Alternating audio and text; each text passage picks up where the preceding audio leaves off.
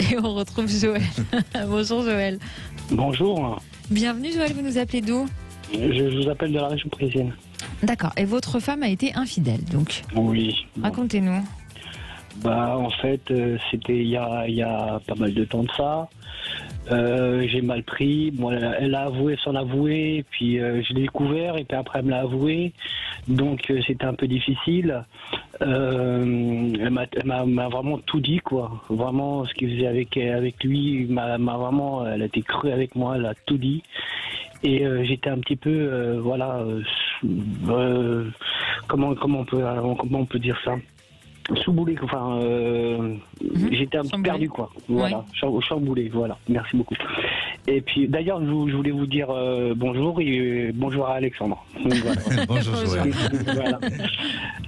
Et donc, voilà, quoi. Je suis un peu perdu depuis quelques années. J'ai des enfants et j'ai la maison qui est presque finie de payer. Je sais pas si je dois divorcer. Je sais pas si. Je sais pas, je suis perdu, quoi. Et là, j'ai l'impression que, il y a un an de ça, j'ai appris que elle avait fait des petites soirées avec des amis. Et je doute qu'il s'est passé quelque chose, mais elle disait non, mais bon, moi je me doute que oui, quoi. Donc voilà, la question, elle est là. D'accord. Voilà. Alors, comment ça se passait entre vous avant que vous découvriez tout ça? Apparemment, ça se passait bien, mais bon, après, elle me disait que c'était pas ça, quoi. Mais sur quel plan, par exemple?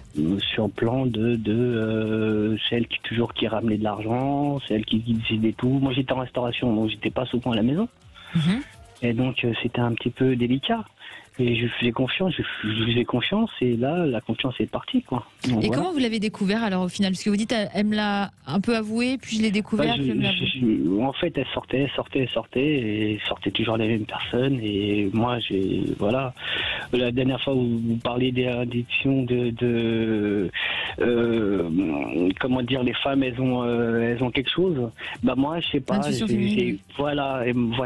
Et j'avais quelque chose qui allait pas, quoi. Je savais qu'il y avait quelque chose qui allait pas. Elle était différente envers moi, quoi. D'accord. Alors, voilà. Donc aujourd'hui, vous n'avez plus de nouvelles d'elle? Comment ça se passe? Si, on vit ensemble, ça va. Vous vivez ensemble? Oui, bien Toujours, sûr. Oui, d'accord. Tout à fait. Mais est-ce que vous avez est-ce que vous êtes physiquement, vous Oui, avez j'ai des rapports avec ensemble? elle, D'accord. bien sûr, oui, tout à fait. Il y a des enfants, donc il faut être quand même assez droit, quoi. D'accord. Mais vous pensez qu'il y a eu peut-être d'autres infidélités? Tout à fait. D'accord. Alexandre, de ce côté-là, qu'est-ce que vous ressentez? Alors Joël, effectivement, c'est un couple qui souffre, hein. C'est un couple aussi qui essaye de s'en sortir. Et oui, parce que pour moi, même si elle montre des signes un peu de faiblesse dans le sens de la fidélité, ou tout au moins de ce que vous avez construit ensemble, et elle en casse un petit peu tous ces codes et toutes ces valeurs-là, mais je sens que elle trouve un équilibre dans sa famille, et elle a besoin de vous. Parce que pour moi, on dirait que est-ce que vous vous êtes rencontrés très tôt ensemble, ou elle-même n'a pas vécu la jeunesse qu'elle aurait voulu vivre auparavant? Tout à fait. Eh oui. C'est ça. Voilà. Alors donc, elle a ce besoin de vivre, elle a ce besoin, si vous voulez, de profiter de la vie.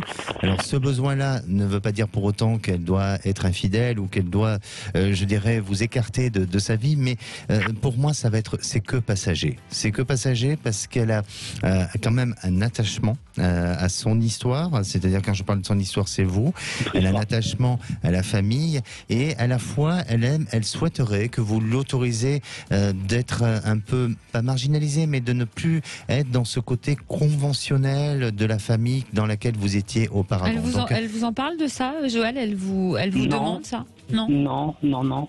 Alexandre, C'est-à-dire, je n'ai pas trop bien compris. c'est-à-dire, Elle ne le demande pas, en mais clair, elle le vous vit. savez qu'on parle vrai sur Sud Radio. Alexandre, ce que vous ressentez, c'est qu'elle a ce besoin d'être un couple libre, c'est ça?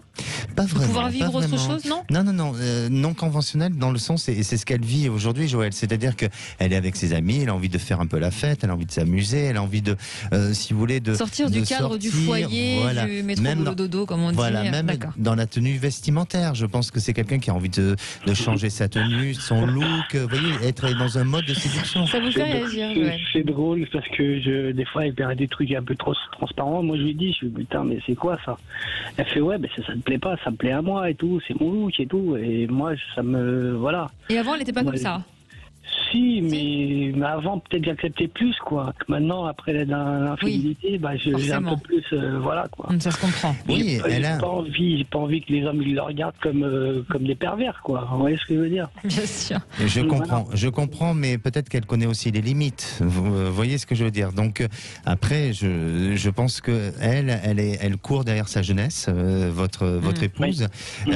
Voilà. Donc pour moi, tout ça est une question un petit peu de temps, comme souvent chez les ados, où à un moment donné, ils ont une phase de transformation d'habillement, où il y a un côté, un peu extravagant et tout ça. Donc voilà. Et chez elle, c'est cet aspect-là. Donc j'aurais tendance à dire que ça mériterait, ça vaudrait le coup d'essayer de persévérer, je dis pas de fermer les yeux, Joël, mais d'essayer de rentrer aussi un peu avec elle, c'est-à-dire d'être dans une souplesse pour peut-être participer un peu à ces soirées. Alors je dis pas de vous habiller avec des jeans troués et avoir une coupe de punk, mais tout au moins soyez un peu rock'n'roll vous aussi, vous voyez.